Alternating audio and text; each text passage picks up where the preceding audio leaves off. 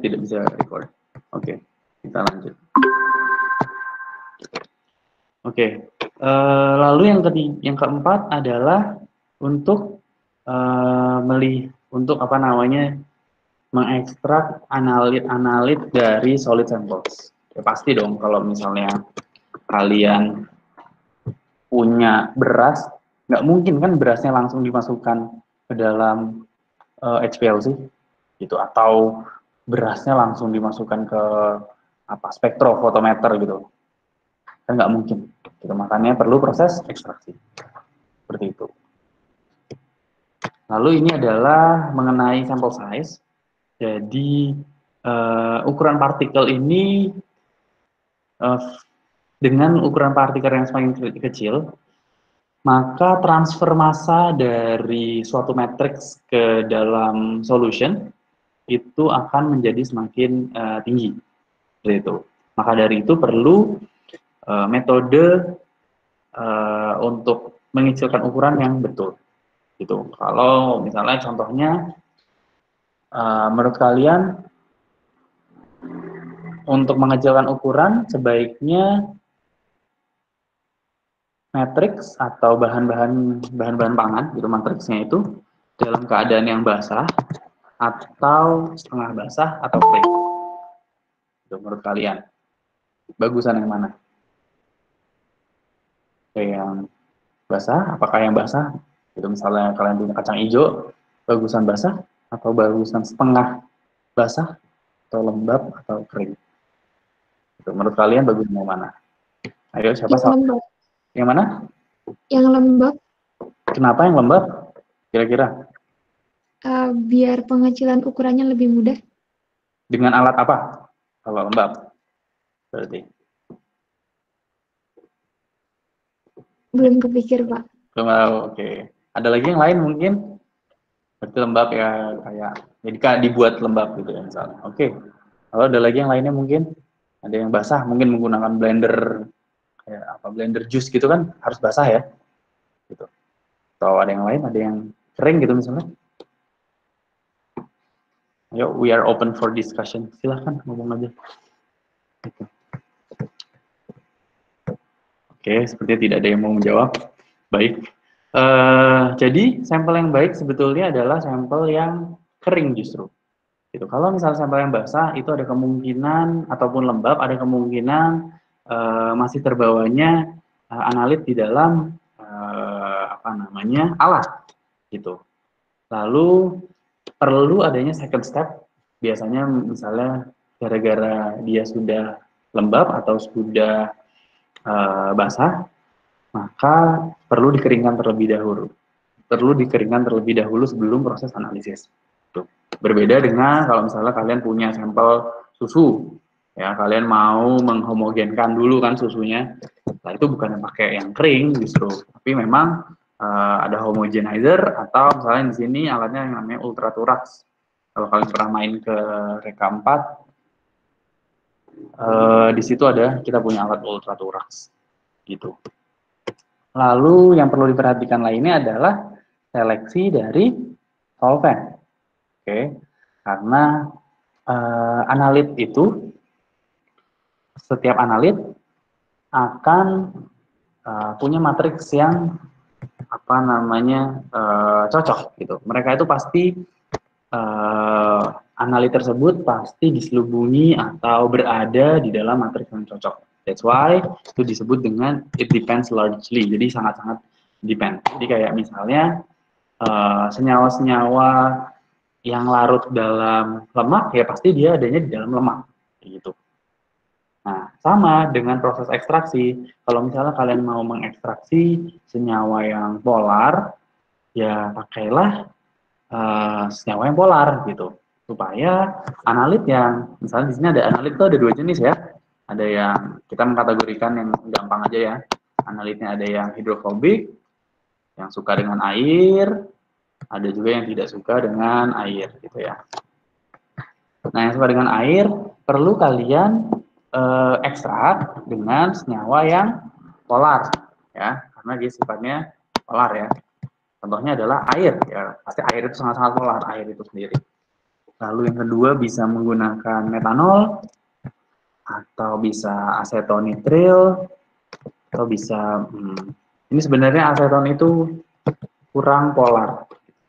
Dia termasuk dalam polar compounds, tapi polaritasnya itu rendah. Karena non polar itu spektrumnya itu bukan exact polar, exact non polar, tapi punya spektrum dia.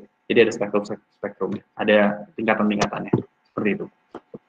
Nah, kalau misalnya kalian mau ngambil senyawa-senyawa yang apa namanya, volatile compounds biasanya. Senyawa volatil itu kan dia berarti mudah rilis dan tidak terikat pada senyawa-senyawa polar. Berarti pakainya adalah non-polar compounds. Gitu. Non-polar compounds seperti apa? Pentane, hexane, toluen, chloroform. Gitu. Jadi senyawa-senyawa yang biasanya banyak yang punya polihidrokarbon. Ya, hidrokarbon itu yang C-nya banyak juga C. Tuh. Lalu yang ketiga adalah in between, maksudnya dari spektrum solvent itu polarity of solvent dia ada di tengah-tengah. Contohnya adalah DCM atau dichloromethane, lalu atau lain-lainnya etil asetat seperti itu. Lalu perlu juga diperhatikan yang namanya extraction recovery. Jadi yang dimaksud dengan extraction recovery adalah berapa persen senyawa analit itu, berapa persen analit itu mampu terekstrak. Gitu. Misalnya, kalau kalian mau ekstrak kafein, gitu, karena kafein larut dengan air, dia mungkin recovery-nya itu 100%, seperti itu. Sedangkan kalau misalnya kalian menggunakan solvent sesama solvent yang polar, misalnya adalah etanol, nah, ternyata recovery-nya itu kurang dari 100%, gitu. Nah, itu berarti solvent yang digunakan memiliki recovery yang kecil dan perlu diganti. Seperti itu. Nah, recovery itu macam-macam. Kalau 0 artinya berarti tidak ada yang terekstrak, ya kan? Kalau 0%. 1%. Oke. Kalau yang 100% artinya semuanya terekstrak. Oke. Lalu kalau misalnya apakah ada kemungkinan bahwa proses extraction recovery ini ternyata nilainya 95%? Mungkin nggak menurut kalian? Mungkin nggak? Misalnya kalian pakai metode apa? Lemak tuh pakai apa? Soflet. Itu soflet. Soflet recovery-nya itu 95%. Menurut kalian possible nggak? Mungkin nggak sih recovery-nya 95%? Gitu. Ayo, siapa? Satu orang. Langsung aja kita diskusi. Nggak usah malu-malu. Nggak ada yang benar dan tidak ada yang salah. Ayo, menurut kalian, kira-kira is it possible sebuah metode recovery-nya 95%? Kalau misalnya, ini deh, contohnya itu aja yang simple, yang soflet. Metodenya tahu kan kalau soflet pakai apa? Nah itu, mungkin nggak dia 95%. Atau pasti 100%. Ayo siapa? Di sini ada siapa aja teman-teman? Ya Mbak Wika mungkin? Lagi tadi yang saya lihat. Oke, tidak ada yang menjawab, baik. Jadi 95% itu sangat memungkinkan. Karena mungkin saja jumlah dari solvent yang digunakan itu tidak cukup, yang pertama. Lalu yang kedua, dia ternyata memang masih analitnya itu memang berada di terabsorb gitu. Jadi berada di tengah-tengah sehingga tidak mampu 100% mengambil recovery-nya. Seperti itu. Lalu mungkin nggak kalau misalnya recovery-nya itu lebih dari 100%? Dan ternyata jawabannya adalah mungkin, gitu. Karena bisa jadi ada senyawa lain yang terekstrak yang ternyata terdeteksi sama sifatnya seperti analit yang mau kita ambil. Gitu. Waduh, saya lihat. Oke, ini saya hapus dulu ya. Maaf.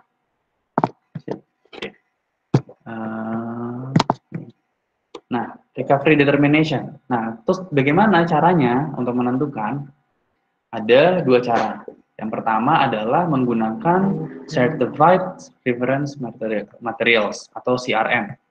CRM itu maksudnya adalah ada sebuah material, contohnya kayak kopi yang sudah pasti kadar kafeinnya itu 10 mg per gram, misalnya. Itu yang disebut dengan Certified Reference Material. Nah, kita beli kopi tersebut dan kita coba apakah saat kita melakukan mengekstraksi, apakah benar-benar 10 mg per gram itu yang terambil oleh kita. Gitu. Nah, kalau misalnya dia ternyata kurang dari itu, ada dua kemungkinan. Kemungkinan yang paling besar adalah metode kita tidak sesuai. Itu yang pertama, metode kita tidak sesuai. Gitu. Jadi perlu mencari metode baru, metode ekstraksi baru. Gitu. Atau yang kedua adalah kalau misalnya certified reference material itu mahal, karena memang mahal banget. Gitu. Karena contohnya kalian mau tahu vitamin C di apel mana lagi, gitu. Nah, kalian harus cari certified reference material apel mana lagi yang punya kadar vitamin C sekian, vitamin A sekian, gitu. Dan itu nggak semuanya available.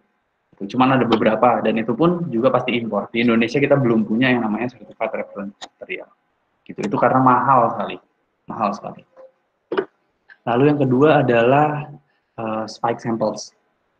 Ya, jadi spike samples itu kalian justru beli kafeinnya. Lalu kalian masukkan injeksi sebanyak 10 mg, 10 mg ke dalam sampel kita. Sehingga nanti kalau misalnya kalian injeksi di dalam kolom kromatografi, ini kolom kromatografi, ini contoh kromatogramnya. Nah, yang biasanya itu tidak dilakukan spiking, dia seperti ini, ya, kromatogramnya. Lalu setelah itu kalian lakukan spiking, ditambahkan 10 mg, maka kromatogramnya menjadi seperti ini. Di sini naik. Oke, ini tetap, ini misalnya tetap ya. Itu di sini tetap. Nah, ini artinya, nah lalu dihitung nih, berapa sih sebenarnya luas area sekian, apakah betul 10 mg? Kalau misalnya betul 10 mg, ya berarti artinya metode yang kalian gunakan itu sudah betul dengan recovery yang sudah bagus. Itu karena mungkin aja gitu recovery-nya ternyata yaitu kurang dari itu bahkan atau lebih dari itu. Seperti itu. Ini yang disebut dengan spike samples. Gitu. Ini metode ini itu bahasan lain. Nggak usah deh. Itu mungkin di APHP 2. Oke. Lalu di sini ada dua traditional extraction teknik yang kalian tahu, pasti sudah kalian tahu Socklet extraction. Kalau sebentar, kalian sudah praktikum APHP belum? Kayaknya belum, tapi harusnya tahu Socklet extraction. Lalu yang kedua adalah liquid extraction. Nah, liquid extraction itu adalah metode yang digunakan untuk memisahkan analit dari mixture. Ini contohnya ada mixture-nya ada macam-macam, ya kan? Sedangkan kita mau analit kita yang warnanya bulat-bulat warna merah ini.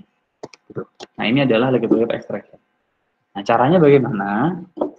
Caranya adalah, ini konsepnya dulu. Jadi,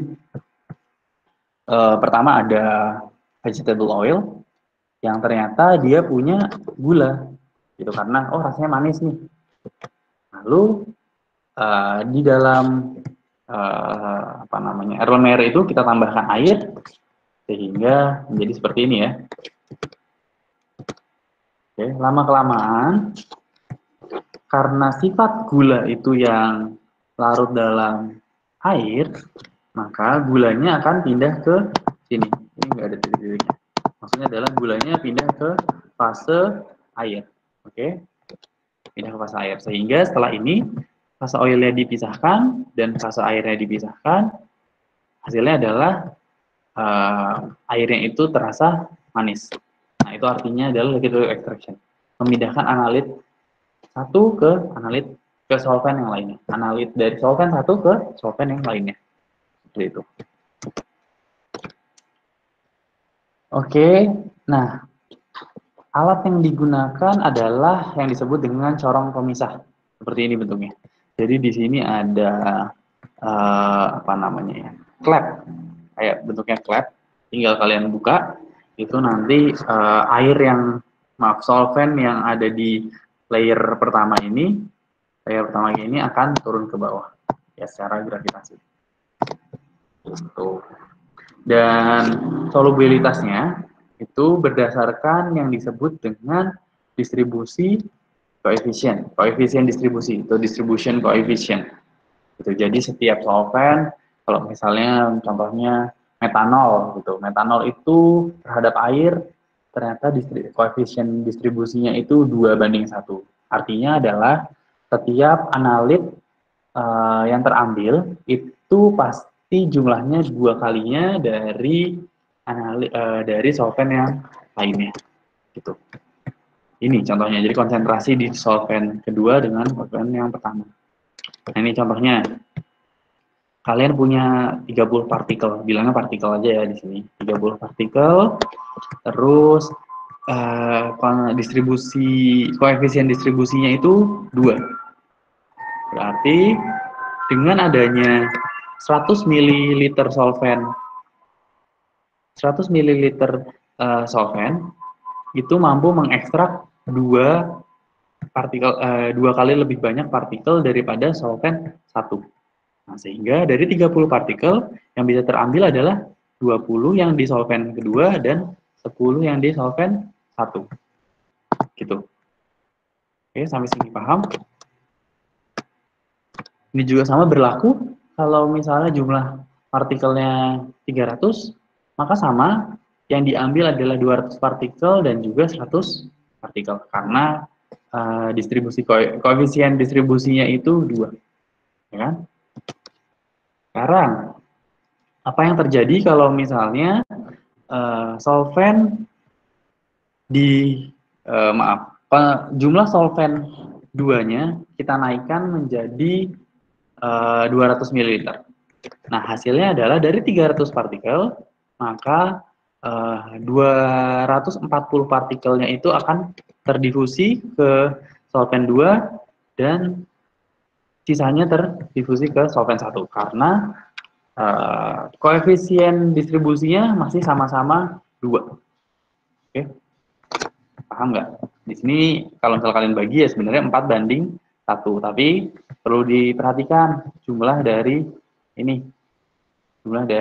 solvent yang ditambahkan. Oke. Lalu ada juga yang disebut dengan multiple extraction karena ini sebenarnya hanya perhitungan saja. Jadi multiple extraction itu ekstraksi bertingkat. Jadi kalau misalnya kalian punya partikel tadi 300, lalu kalian itu ada solventnya ada 100, lalu kalian tambahkan 200 ml, maka yang terambil tadi di sini berapa? 200 partikel, ya toh? Oke, berarti masih ada sisa 100 partikel. Nah, 100 partikel ini bisa kalian ambil lagi dengan yang namanya ekstraksi bertingkat. Kalian masukkan lagi 100 ml solvent lagi. Jadi di sini juga sama ada 100 ml. Ya, ini satuan mililiter. Dengan distribution coefficient yang 2, maka hasilnya adalah berapa? Di sini 67 banding 33. Oke. Sehingga kalau kalian tambahkan di sini, yang ini kalian tambahkan, waduh, Aduh, jelek banget tulisannya, mohon maaf. Nah, oke. Kita pakai yang warna. Nah, 67, oke. Nah, kalau kalian gabungkan 100 mili di sini dengan 100 mili di sini, jadi berapa? 200 mililiter, ya toh? 200. Oke. Nah, partikel yang kalian dapatkan berapa? 200 partikel plus 67 partikel. Sehingga totalnya adalah 267. Oke. Sedangkan kalau kalian menggunakan langsung 200 ml, sama kayak gini, nih 200 ml, hasilnya berapa partikel yang kalian dapatkan? Hasilnya adalah 240 partikel. Jauh lebih sedikit, ya kan? Jauh lebih sedikit. Maka dari itu, ini yang disebut dengan multiple extraction. Ekstraksi bertingkat. Jadi dengan sama-sama jumlah solvent yang digunakan 100 ml, tetapi jumlah analit yang kalian hasilkan, yang kalian dapatkan akan jauh lebih berbeda. Jauh lebih banyak di sini, jauh lebih banyak yang namanya multiple extraction dibandingkan dengan single extraction dengan jumlah yang lebih besar. Oke, paham ya sampai sini? Oke, apakah ada pertanyaan? Ini dia separatory funnel. Silahkan aja kalau ada pertanyaan. Ini bentuknya separatory funnel. Ya intinya seperti inilah. Kalian masukkan, jadi nanti setengahnya itu yang berat jenisnya dia di bawah, setengahnya lagi yang berat jenisnya yang lebih lebih berat. Lebih ringan. Maaf. Seperti itu. Lalu ini ada yang namanya metode ekstraksi lain di analytical chemistry. Ini sebenarnya masuknya ke APHP 2, tetapi ini menjadi pengantar. Jadi selain 2 tradisional itu, ada banyak metode-metode yang dikembangkan. Ada berbagai alasan juga. Kira-kira menurut kalian apa sih alasannya kok bisa ada banyak banget metode ekstraksi yang digunakan? Ayo siapa? Salah satu. Siapapun deh. Ayo speak up lah. Kira-kira kenapa alasannya? Karena sifat bahannya beda, Pak. Sifat bahan beda. Oke, ada lagi. Kira-kira apa? Simplifikasi metode dari yang sudah ada. Wes, betul. Simplifikasi metode. Lalu apa lagi? Kira-kira? Banyak loh. Ayo. Gimana? How about the price menurut kalian? Gimana harganya? Which one is which? Yang mana yang lebih murah? Atau mana yang lebih mahal menurut kalian? Ayo. Semakin simpel cara ekstraksinya nanti makin murah, Pak. Cost-nya lebih rendah. Cost di mananya? Untuk itu, ngekstraknya itu. Oke. Tetapi biaya, oke, betul. Biaya untuk ekstraksi akan jauh lebih murah karena biasanya metode-metode ini menggunakan solvent yang sangat sedikit dibandingkan dengan coklat atau metode tradisional lainnya. Bisa dibayangkan. Ya, karena alatnya separator funnel itu ada gede. Sebenarnya gede sih. Sebenarnya enggak sih, ada yang kecil juga enggak segini juga sih. Ada sih yang segini, cuman ini terlalu kecil. Solvent yang digunakan di sini jauh lebih kecil sehingga jauh lebih hemat. Namun memang harga instrumennya, instrumen-instrumen kayak microwave assisted extraction atau UAE, ini UAE itu sekitar berapa ya? Kayaknya 100 juta. Kalau microwave itu sekitar 1,2 M. Itu sangat-sangat mahal itu alatnya. Tetapi reagennya justru akan jadi jauh lebih murah dan jauh lebih cepat. Dengan impact-nya yang jauh lebih sedikit jumlah solventnya, maka mengurangi resiko dia mengkontaminasi lingkungan gitu. Contamination-nya jauh lebih kecil gitu. Seperti itu. Jadi ada banyak sekali caranya. Dan saya tidak akan menjelaskan detail karena ini kalau kalian penasaran soal metode ekstraksi bisa monggo ambil di APHP 2 kelas pilihan seperti itu. Jadi ada macam-macam lah, ada yang super kritikal itu pakai CO2, pressurized menggunakan pressure, micro assisted menggunakan microwave untuk gelombang microwave, lalu ultrasound, lalu yang di sini SPMI. Nah ini untuk senyawa volatil, ya senyawa volatile compound. Jadi kayak misalnya kalian punya kopi, itu kalian seduh, lalu ini ada aromanya, ya kan? Kalian mau mengekstrak aromanya, nah pakailah alat-alat ini. Jadi yang diambil justru ininya headspace-nya. Ini yang disebut dengan headspace ya. Oke, headspace. Space itu apa sih? Tempat kosong di bagian kepala. Ya itulah headspace pokoknya dia. Itu yang disebut dengan headspace dan alatnya menggunakan ini. Jauh lebih gampang, kayak needle, kayak jarum. Kalian tinggal injek aja ke atasnya si kopi, tapi tidak terkena kopi ya, hanya volatile-nya. Lalu selama beberapa menit kalian diamkan, nanti kalian tutup lagi, injeksi, masuk ke GC, ke gas kromatografi, keluar nanti kromatogramnya. Keluar kromatogramnya yang kayak bentuknya kayak pik-pik gitu, nanti kayak piknya macam-macam kan. Nah, pik ini tahu misalnya yang ini pirazin. Nah, ini senyawanya ester. Lalu ini senyawanya asam karboksilat, misalnya gitu. Ini model-model ether. Nah, ternyata ester ini fruity, gitu. Apa aromanya? Terus ya ini pirazin itu senyawanya roasty atau nutty, gitu-gitu. Ya itu macam-macam lah. Ini analisis metode yang lebih advance. Gitu. Kalau penasaran silahkan. Ada yang mau bertanya sampai sini? Monggo mengenai metode ekstraksi sebelum saya lanjutkan ke vitamin C. Vitamin. Maaf. Ayo, saya persilahkan. Gimana? Atau tidak ada? Mohon kasih tahu aja, ada atau enggak. Kalau enggak, ya enggak apa-apa, langsung saya lanjut. Mungkin lanjut saja, Pak. Lanjut ya? Oke, siap. Ini enggak apa-apa ya, saya jadikan 2 SKS ya.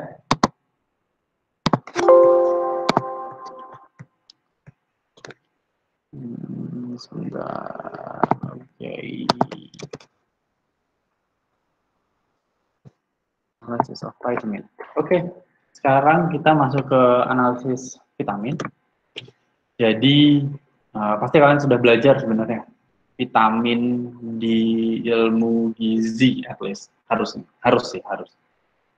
Jadi ini adalah komponen dengan berat molekul rendah yang dibutuhkan dalam jumlah sedikit dalam proses metabolisme. Dan ini adalah beberapa angka kecukupan vitamin yang dianjurkan untuk orang Indonesia dengan jumlah per orang per hari. Nah, sumber-sumber dari vitamin ini beragam sekali. Dan di dalam analisis pangan perlu adanya penghitungan analisis dari vitamin. Yang pertama adalah untuk mengetahui kebutuhan gizi dari manusia, sehingga jumlah yang dikonsumsi, misalnya dengan makanan yang biasanya sudah diproduksi oleh industri. Jadi kita tahu berapa banyak vitamin yang terdapat di sana, sehingga tahu juga kebutuhannya sudah tercukupi atau tidak. Gitu. Lalu yang kedua adalah untuk orang QC, untuk mengetahui apakah jumlah vitamin dalam label makanan itu benar-benar akurat, gitu. Karena setelah proses penyimpanan, lalu proses ada kadaluarsa, ya kan, expired date, itu jumlah vitamin yang dituliskan di sana atau makronutrien lainnya itu akan cenderung menurun, gitu. Nah, itu perlu dianalisis, begitu. Lalu yang ketiga adalah untuk menentukan stabilitas dalam mempertahankan vitamin dalam produk-produk makanan. Itu untuk orang QC ini penting karena setiap vitamin punya matriks yang berbeda-beda. Kayak vitamin A, D, E, K itu kan dia larut dalam lemak, ya kan? Jadi kita perlu tahu stabilitas lemaknya bagaimana. ada stabilitas vitamin yang ditambahkan itu bagaimana, dan bagaimana caranya untuk mencegah degradasi vitamin tersebut terjadi. Maka perlu diadakan analisis dari vitamin. Yang ditinjau kalau di sini adalah dari jumlahnya, dari kuantifikasi. Lalu untuk menentukan vitamin itu ada 3 jenis penentuan. Yang pertama adalah bioassay, yaitu menggunakan manusia atau hewan, dan itu sangat mahal. Lalu yang kedua adalah microbial assay, menggunakan bakteri atau yeast, dan bahannya harus dimurnikan terlebih dahulu, yang artinya perlu diekstrak, dan pasti semuanya juga sama, physicochemical assay juga sama, perlu diekstrak, tapi menggunakan pelarut kimia dan fisik, gitu. Dan yang akan kita bahas adalah yang physicochemical assay. Kita masuk ke vitamin E. Jadi vitamin E ini adalah nama umum dari tocopherol dan juga tocotrienol, gitu. Karena dia memiliki aktivitas antioksidan. Jadi kalau kalian lihat di bagian sini,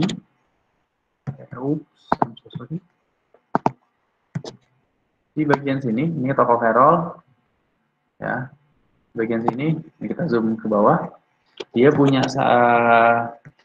berbagai macam gugus R ya, macam-macam. Ada yang R1, 2, 3, dan ada satu gugus yang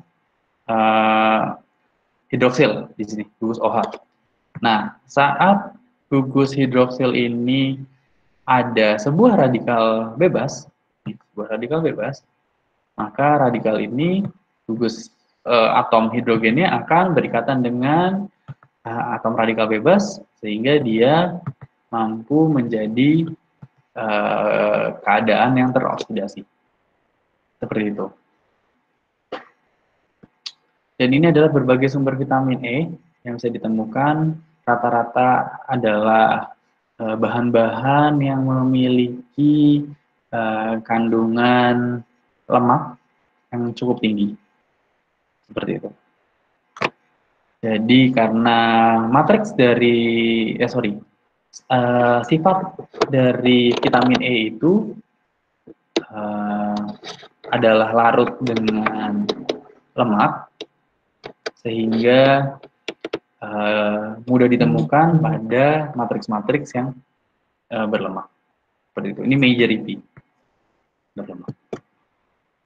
Oke, ini prinsip penentuannya. Secara umum dilakukan adalah saponifikasi dulu. Oke. Jadi dilakukan saponifikasi, penyabunan, sehingga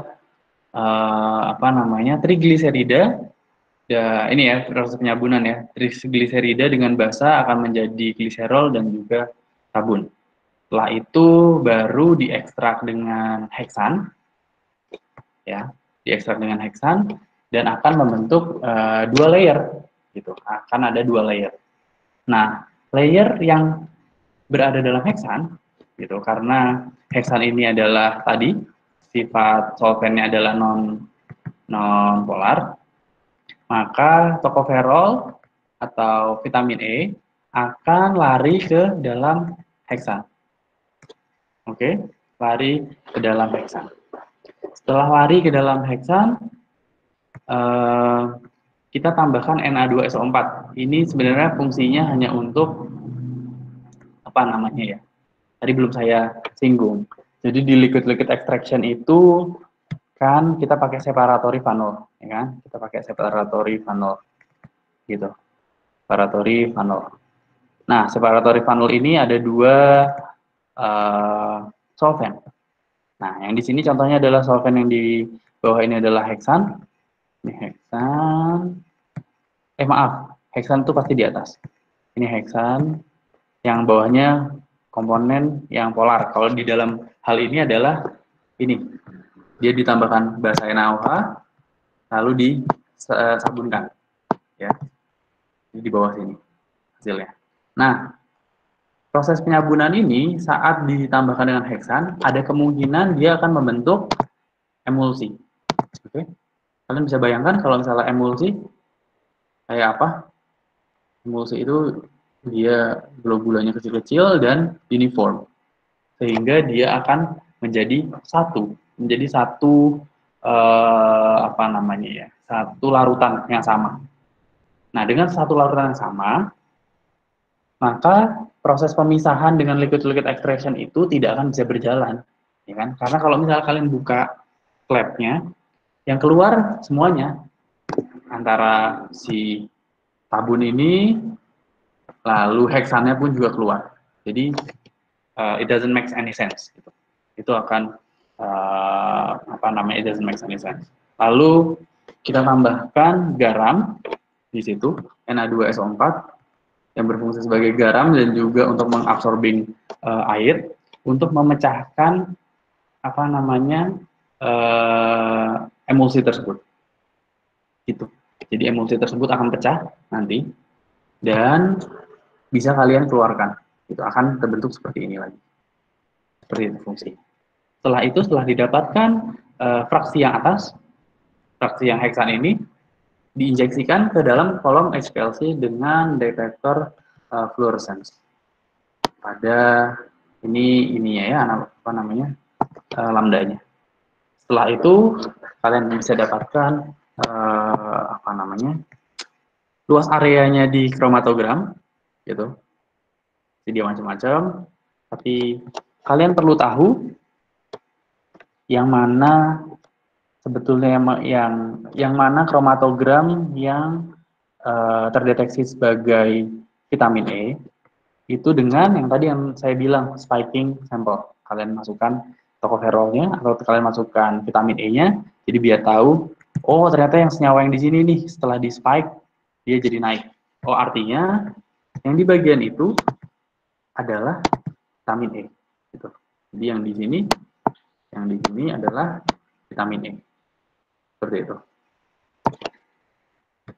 Oke, setelah itu kalian hitung luas areanya, diinjek dengan HPLC, kalian hitung luas areanya yang di sini, yang di bawah sini, ada berapa sih sebenarnya luas areanya. Lalu kalian bisa hitung dan tahu berapa jumlah ya bisa dalam ppm atau miligram per gram. Seperti itu penentuan dari vitamin E. Lalu ini adalah titik kritisnya. Jadi karena vitamin E ini mudah mengalami oksidasi, maka proses analisisnya harus dilakukan saponifikasi dalam reflux. Oke. Jadi di dalam apa namanya kondisi yang terkontrol, gitu. Lalu dengan suhu yang rendah, serta kita meminimalisir dia terkena cahaya matahari. Karena cahaya matahari mampu mengoksidasi atom-atom, maaf ini bukan tocopherol. Jadi salah. Ya, intinya adalah dengan adanya cahaya matahari, dia mampu mengoksidasi atom hidrogen di dalam tocopherol. Seperti itu, atau vitamin E. Nah, cara lainnya adalah biasanya ada dilakukan penambahan antioksidan lain, yaitu berupa pirogalol. Jadi di dalam proses penentuan ini, di dalam ini perlu ditambahkan antioksidan lain yang disebut dengan pirogalol. Pirogalol itu ini. Apa fungsinya pirogalol?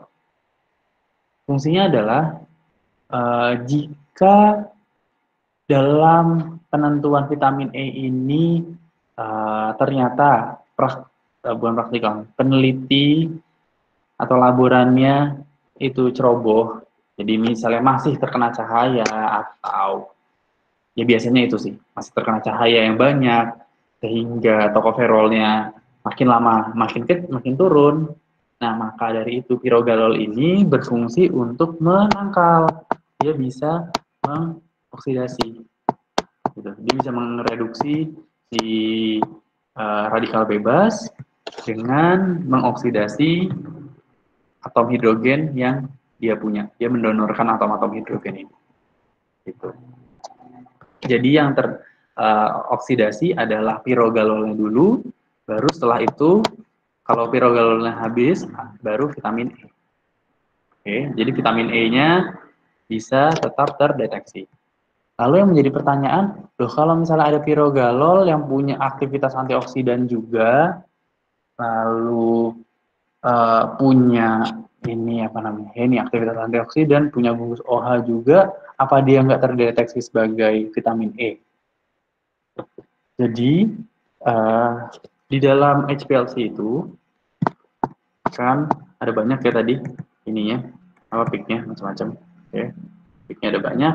Nah, kebetulan dengan penentuan vitamin E menurut European Committee of Standardization ini pada panjang gelombang sekian mampu menseleksi untuk penentuan vitamin E saja. Jadi pirogalol tidak akan terdeteksi di dalam kromatogram. Jadi dia tidak ada di dalam kromatogram. Seperti itu. Jadi walaupun adanya pirogalol di dalam apa namanya apa Erlenmeyer atau misalnya ekstrak gitu, dia tidak akan terdeteksi. Seperti itu. Oke. Saya, Pak, Ya. itu yang penambahan antioksidan itu ada kriteria kayak harus lebih cepat bereaksi dengan radikal bebasnya gitu atau enggak ya, Pak? Iya, benar. Jadi, nah, kenapa pirogalol? Dia karena cukup reaktif sifatnya. Dia lebih reaktif dibanding vitamin E. Kemampuan donornya, kemampuan mendonorkan atom hidrogennya itu jauh lebih tinggi dibandingkan vitamin E. Seperti itu. Sehingga yang pertama kali teroksidasi yaitu si pirogalolnya dulu instead of vitamin E. Gitu. Dan biasanya sadar sudah pakai pirogalol kok. Gitu. Jadi nggak usah pakai cari-cari yang lainnya lagi kayak gitu. Gitu. Ini sudah standar sih. Gitu. Ya, sama-sama. Oke, ini prosedur analisisnya yang saya kasih tahu tadi intinya seperti itu. Tambahkan pirogalol dalam etanol, lalu tambahin KOH, alirin dengan N2, fungsinya untuk apa namanya, dengan adanya N2 sehingga oksigen tidak tidak bereaksi secara langsung dengan vitamin E-nya. Setelah itu direflux, tambahkan NaCl dan lain-lain. Lalu dilanjutkan dengan multiple liquid extraction sebanyak 3 kali sebanyak 10 ml. Oke. Nah, itu kenapa di tiap liquid extraction, setiap prosedur yang menggunakan liquid extraction pasti ngomongnya 3 kali sebanyak sekian. 3 kali sebanyak 10 mili, 3 kali sebanyak 100 mili. Nah, fungsinya adalah yang tadi saya jelaskan. Kenapa enggak? Udahlah biar gampang 30 mili aja. Satu kali jalan kan jadinya. Ya toh? Kalian cuma masukin 30 mili, kalian gojok-gojok sampai dia merata semua, kalian diemin, keluarin, kelar. Nah, tapi ya itu tadi alasannya, ternyata tidak bisa. Tidak semuanya analit terekstrak. Oke, ini parameter kromatografinya, bla bla bla. Ini sebenarnya kalau dalam tahapan S1, kalian misalnya mencari sumber vitamin E gitu, misalnya nyari, ya udah fase geraknya ini, kolomnya kita pakai ini, volume injeksinya sekian, dikasih aja ke teknisi, gitu. Karena levelnya sampai S1 itu kalian belum boleh mengoperasikan HPLC. Gitu. Kalian hanya cari aja metodenya, ini yang saya dapat nih, metode kromatografi untuk penentuan vitamin E, tolong dong dipakein gini, udah gitu. Biasanya gitu. Oke, perhitungannya menggunakan standar eksternal dari peak area oleh regresi standar, yaitu tadi yang seperti saya bilang spiking. Ya, ini ada eksternal, ada internal. Manut, kalau eksternal itu maksudnya adalah kalian menginjeksi si tocopherolnya doang, si vitamin E-nya, vitamin E, kalian injeksi, contohnya kalian punya yang dia kecil gini, lalu ada juga yang kecilnya segini, lalu dia punya juga yang kecilnya segini dengan berbagai konsentrasi. Yang misalnya di sini ada 10 ppm, lalu di sini naik jadi 30 misalnya. Ya, terus di sini misalnya 50. Ini misalnya aja. Itu yang disebut dengan standar eksternal. Itu kalian buat standar eksternal di luar seperti ini, atau juga standar internal yang disebut dengan spiking. Kalian sudah tahu di bahan kalian ada, kalian tambahkan aja. Jadi dia akan jauh lebih tinggi. Itu jauh lebih tinggi. Sebenarnya aslinya tuh kecil segini. Tapi karena dia spiking, dia jauh lebih tinggi. Tapi kalian bisa jadi tahu, oh ini konsentrasinya kalau misalnya nambah luas areanya sekian, jadinya sekian. Oh berarti dengan sekian aja itu berapa? Gitu. Itu benar hitungan. Oke, kita masuk ke vitamin C. Ini vitamin C adalah asam ascorbat.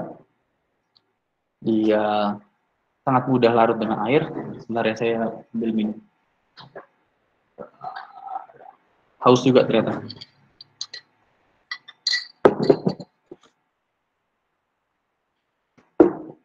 Oke, dan vitamin C ini kebetulan stabil dalam keadaan padat.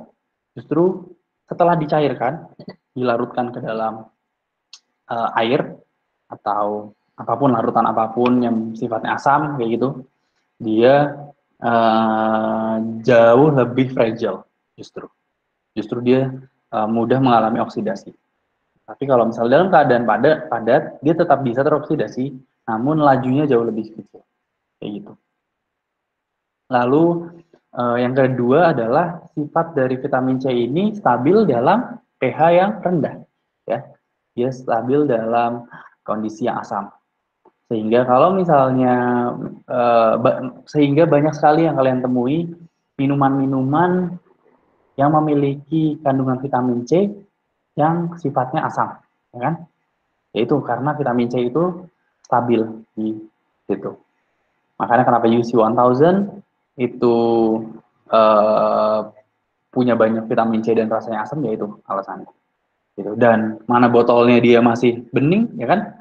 Padahal vitamin C juga sama, mudah sekali teroksidasi oleh cahaya. Gitu. Namun dibantu dengan penyimpanan yang suhu dingin, dan yang kedua adalah kondisi vitamin C yang berada dalam larutan yang asam.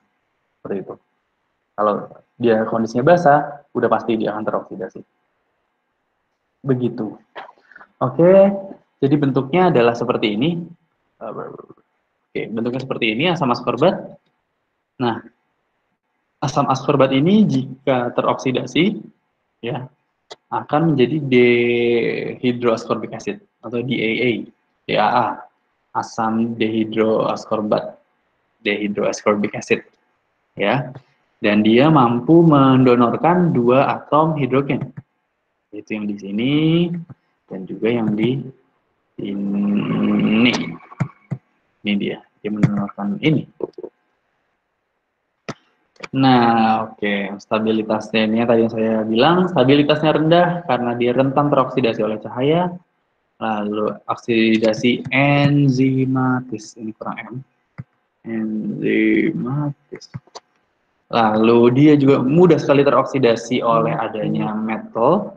Jadi misalnya kalian tambahkan Fe gitu, iron, Fe2+. Ya, dia juga akan teroksidasi. Gitu. Makanya dia nggak cocok dimasukkan ke dalam minuman-minuman isotonik.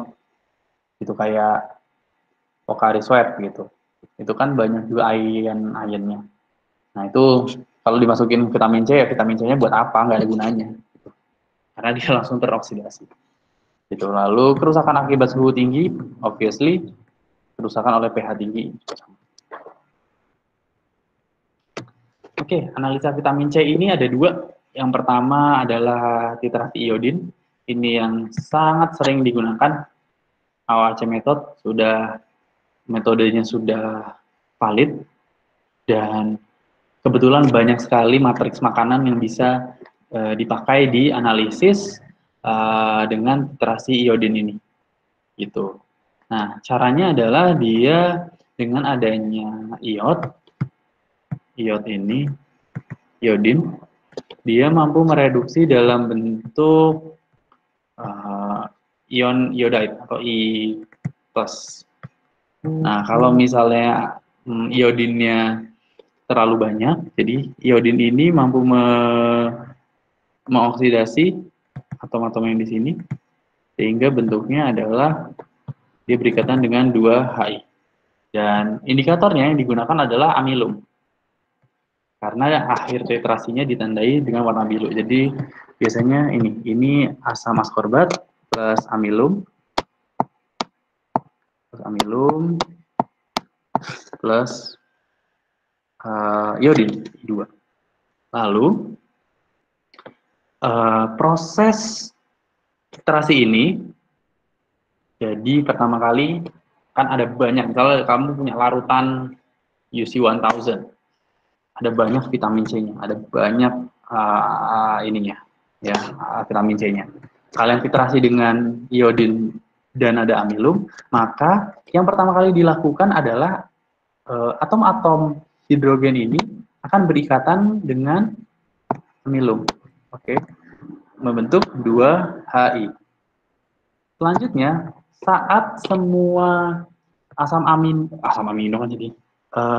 askorbat ini sudah teroksidasi, maka iodin ini akan berikatan dengan amilum. Dengan adanya ikatan iod dan amilum, maka akan dapat disimpulkan ada yang warnanya biru, ya kan? Kalau semua amilum dengan iod pasti warnanya biru. Kalian pernah lah itu praktikum itu di saat SMA, yakin saya. Nah, tapi ini untuk vitamin C. Dengan adanya vitamin C, reaksi yang pertama kali berjalan adalah reaksi oksidasi asam askorbat dengan iodin. Lalu setelah itu dengan adanya iodin yang berlebih, karena akibat vitamin C-nya sudah habis teroksidasi, maka iodin akan bereaksi dengan amilum. Dia akan bereaksi, karena dia berlebih, dia bereaksi dengan amilum, membentuk ikatan-ikatan yang di sini. Nah, ikatan-ikatan yang di sini akan mengakibatkan warna kompleks biru. Itu artinya adalah 100% dari asam askorbat sudah berikatan gitu. Dan jumlah yang dititrasi itu yang perlu dihitung untuk penentuan kadar vitamin C. Preparasi sampel ini sebenarnya bisa dilihat, tidak perlu. Ini bisa dikonversikan macam-macam ya. Ini yang saya pakai 25 gram sampel, 100 mili aquades, lalu langsung ditambahkan amilum. Ya, dititrasi dengan amilum, dan jangan lupa standarisasi iodnya. Tapi ini saya gunakan iodnya adalah 0,1 N aja, jadi biar gampang. Tapi kalau misalnya di penelitian, jangan lupa di standarisasi. Dan ini hanya dipelajari nanti di praktikum APHP. Jadi ya ini saya juga bingung sebenarnya kenapa, gimana jadinya kalian praktikum. Oke, ini perhitungannya. Silahkan dicatat dan tolong dicatat. Karena ada soal di sebelah ini, setelah ini, dan saya minta siapa gitu satu orang untuk menjawab. Jadi tolong dicatat. Ini perhitungannya vitamin C untuk miligram per 100 gram. Miligram per 100 gram. Ini masih belum diedit. Nggak apa-apa. Jadi kadar vitamin C dalam satuan miligram per 100 gram adalah jumlah titrasi iodnya. Jadi berapa jumlah titrasinya dikali faktor pengenceran. Faktor pengenceran adalah volume filtrat awal dibagi dengan volume filtrat yang dititrasi. Jadi yang di sini adalah volume awalnya adalah 100 ml dan volume yang dititrasi adalah 25 ml. Artinya faktor pengencerannya adalah 4. Ya. Lalu dikali 100. Maksudnya dikali 100 adalah untuk mengkonversi ke 100 gram. nanti per 100 gram. Lalu faktor konversinya adalah 0,88 karena 0,88 mg asam askorbat setara dengan 1 ml larutan iot. Jadi ini faktor konversinya. Ini kalau mau tahu BM asam askorbatnya sekian dengan molar larutan iodin itu sekian. Didapatkan sekian. Dan dikali normalitas dari ion. Tapi kalau di sini normalitas kita adalah 0,01, maka dapat disimpulkan diabaikan. Oke, dibagi dengan berat sampel. Ya, sekarang kita ke perhitungan. Silahkan. Ini bukan ya, ini program bisa atau misal kalau dengan konversi yang tadi adalah miligram per 100 gram. Silahkan dihitung. Saya beri waktu sekian. Dan saya mohon ada satu orang yang at least menjawab. Silahkan dihitung.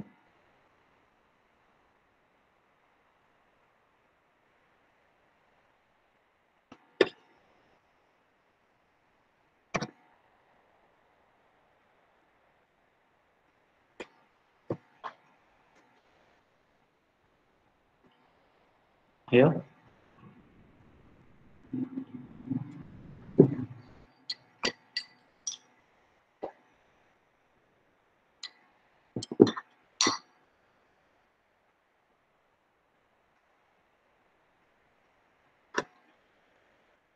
Ayo, siapa satu orang? Sudah ada? Belum? Atau yang ini dulu aja deh. Yang A aja. Biar gampang. Ini dulu aja.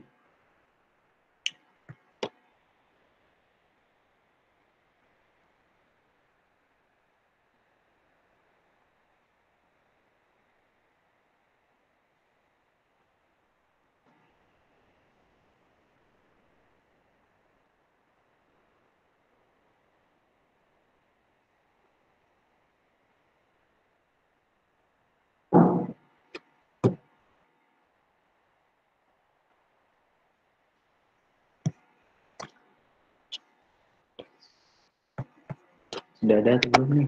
Bentar, saya bukan keluar mau lihat. Masih ada di dalam kan ini? Saya takutnya pada kabur-kaburan semua. Oh enggak, benar masih ada. Oke, gimana?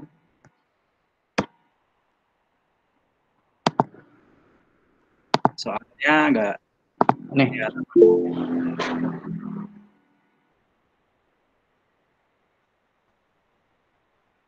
Atau pakai Excel aja.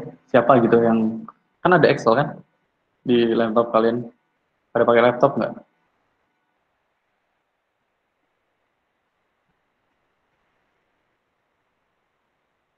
Langsung drag.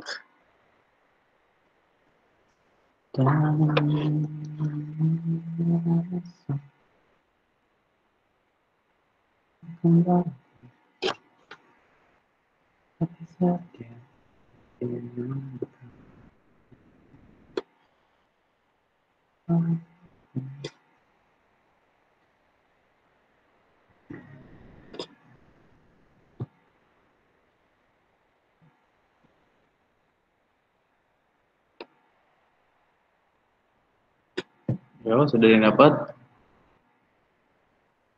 Pak, Ya. kalau yang itu 51,235 bukan? Coba ya kita lihat. Ini dalam keadaan ini ya, miligram per gram. Kalau miligram per 100 gramnya berarti 58, something. Ini 55, something gitu.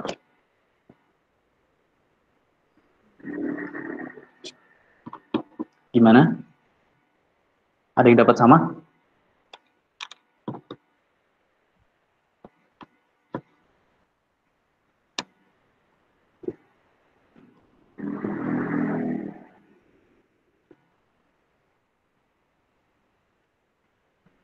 Ya. Nanti coba lagi pakai Excel deh. Ya, jadi untuk penentuan ini bukan gini ya caranya ya, bukan berat sampelnya di rata-rata, lalu volume titrasinya juga di rata-rata, baru kalian hitung, tetapi satu-satu, yang ini dulu, yang ini dulu, yang ini dulu, baru di rata-rata. Gitu. Alasannya kenapa nggak dilakukan rata-rata dulu? Karena setiap sampel itu punya apa namanya volume titrasi yang berbeda-beda, gitu. Jadi dia dapat disimpulkan bahwa dia tidak bisa belong to one and another. Jadi dia belong to one and another. Jadi dia nggak bisa disamaratakan. Kayak gitu. Oke. Jangan sampai salah. Soalnya ini sangat-sangat sepele. Cuman beberapa mahasiswa di tahun sebelumnya melakukan hal ini dan menurut saya konyol, sangat-sangat konyol. Kayak ya konyol aja lah melakukan seperti ini. Gitu. Oke, kita lanjut ke metode titrasi yang kedua, yaitu menggunakan 26-dikloroindofenol atau 26D. Sama prosesnya persis, cuma bedanya adalah yang menitrasi. Kalau yang tadi menitrasinya itu adalah iodin, kalau ini adalah 26D. Bedanya adalah warnanya pink dengan akibat 26D yang berlebih. Sama kalau tadi akibat iodin yang berlebih, maka dia akan berikatan dengan nilum membentuk kompleks berwarna biru. Sedangkan ini 26D, dia tidak memiliki indikator lainnya selain 26D itu sendiri, sehingga warnanya akan pink. Itu karena warnanya 26D itu pink. Jadi seperti ini, asam askorbat. Oke, di sini hidrogennya saat teroksidasi, dia akan kehilangan atomanya, warnanya sebenarnya adalah coklat. Tetapi saat menitran dengan 26D, yang warnanya merah, sebenarnya pink, menjadi colorless, dia akan bentuknya terreduksi. Oke, dalam bentuk terreduksi, maka hasilnya ini ditangkap oleh dia. Karena 26D-nya penitrasiannya itu berlebih, maka warna merahnya akan muncul. Oke, seperti itu. Prosedur analisisnya seperti ini, dia menggunakan homogenisasinya menggunakan HPO3 dan CH3COH. Fungsinya adalah untuk membuat suasana menjadi suasana menjadi asam. Lalu setelah itu dititrasi dengan standar, dan belangkonya adalah si larutan asam itu sendiri.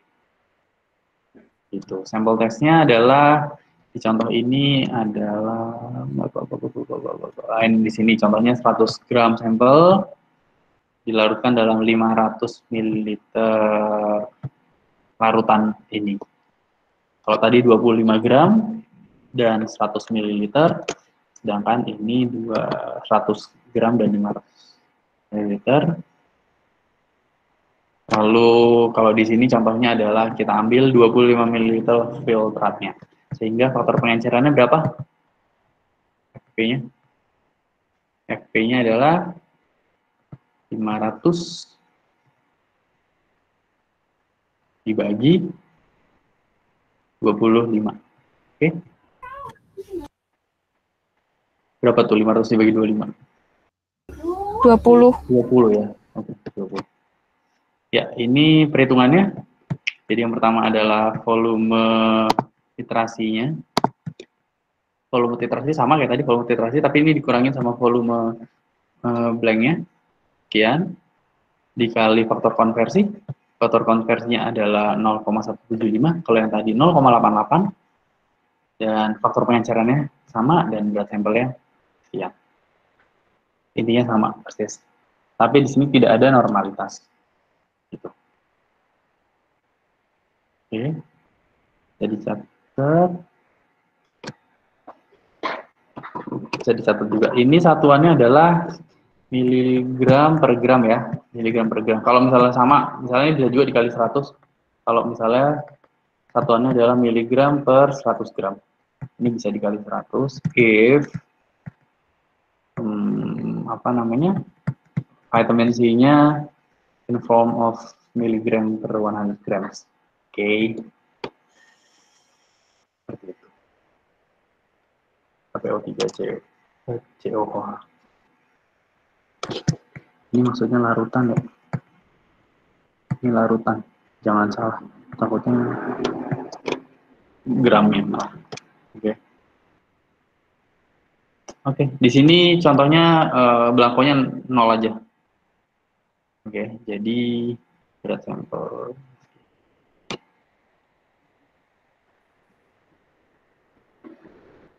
Vitamin C-nya sekian. Oke.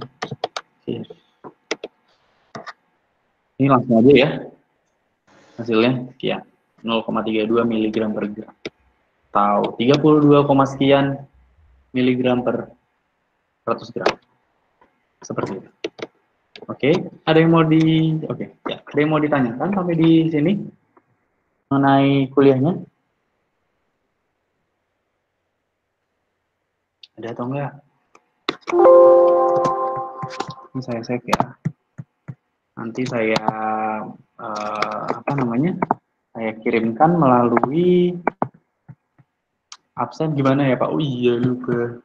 Bentar. Maaf. Ini kelihatan nggak? Saya kalian berapa orang? 61. Alah, ya wes lah. 61 tambah dosennya 1. Ya wes. Gini aja. Semuanya saya absen aja ya. Semuanya saya absen masuk. Yakin saya. Gitu, semuanya saya absen masuk. Oke. Sebentar. Maaf. Ini kenapa semester remote?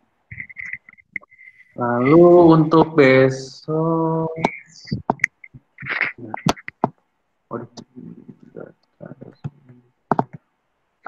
Maaf Pak, mau tanya. silakan. Berarti besok kuliahnya Mas tetap 2 SKS atau 1 SKS Pak? Tetap 2 SKS kok. Gimana? Oh, oke Pak. Gak apa-apa. Besok tuh jam berapa ya? Besok pagi Pak. Ada kelas yang siang nggak? Yang kelas kosong tapi siang gitu maksudnya? Kalian siang ada yang kosong nggak? Jam 1 Pak. Jam 1. Ya kalau misalnya jam 1 gimana?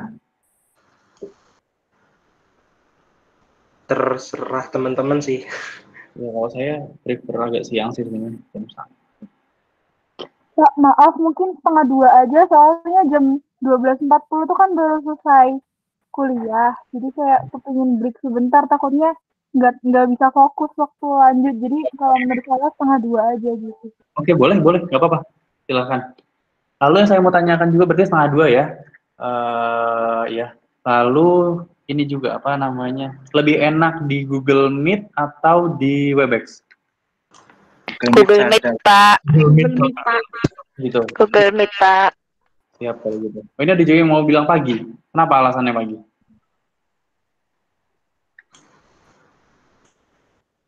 Biasanya manut sih. Kalau pagi lebih fresh, Pak, nggak ngantuk, Pak. Kalau siang tuh ngantuk rasanya, Pak. Oh gitu, ngantuk.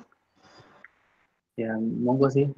Saya pagi ya pagi paling yang ambil perisa tuh kayaknya mungkin ada kelas tambahan yang buat besok, Pak. Tapi belum tahu juga, belum fix gitu. Maria itu Bu siapa namanya? Bu Manik juga bilang. Bu Manik. Ya, Pak. Ya udah kalau gitu pagi aja kali ya. Tetap tapi mungkin mulainya jam 7:30 aja ya instead of 7:15. Jadi ya gitu.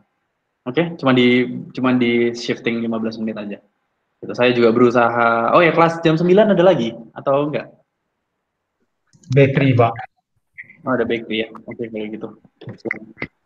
Oke, sekian aja. Nanti saya upload. Ini yang rekam siapa ini? Saya nggak tahu. Pak Iza, Pak. Kayaknya. Oh gitu, ya udah, oke. Silahkan, monggo mau seperti apa. Nanti kalian distribusikannya, saya monggo mau lewat YouTube juga nggak apa-apa. Gitu. Oke, gitu aja. Kalau dari saya, ini akan saya absen semuanya. Tenang aja, semuanya saya anggap masuk. Gitu. Oke, semangat. Ada lagi yang mau ditanyakan mungkin sebelum saya selesaikan? Sepertinya langsung masuk ke Google Drive. Oh gitu. Oh ya sudah, kalau masuk ke Google Drive saya. Terus kalau yang kalian yang lainnya gimana? Dapat dari recording saya seperti apa? Atau perlu saya upload di YouTube? Saya kurang paham soalnya. Oke, ini Google Meet. Tapi sepertinya jauh lebih enteng sih. Share link aja bisa, Pak. Share link bisa ya? Oke, siap kalau gitu. Sip. Oke, ya udah kalau gitu terima kasih banyak semuanya atas waktunya. Sehat-sehat selalu. Intinya itu jaga kondisi tubuh. Salam juga buat orang tua. Oke, kalau sudah pulang dan yang belum pulang, ya semoga ada jalan yang baik lah buat kalian juga. Saya sendiri juga bingung mau pulang atau enggak, dan saya juga nggak ada keluarga di sini, jadi saya juga bingung nanti lebarannya kayak gimana. Atau coba tahu mau lebaran bareng-bareng juga bisa. Ya udah gitu aja. Oke, sekian dari saya. Wassalamualaikum warahmatullahi wabarakatuh. Waalaikumsalam, makasih Pak. Ya. Mohon, Pak.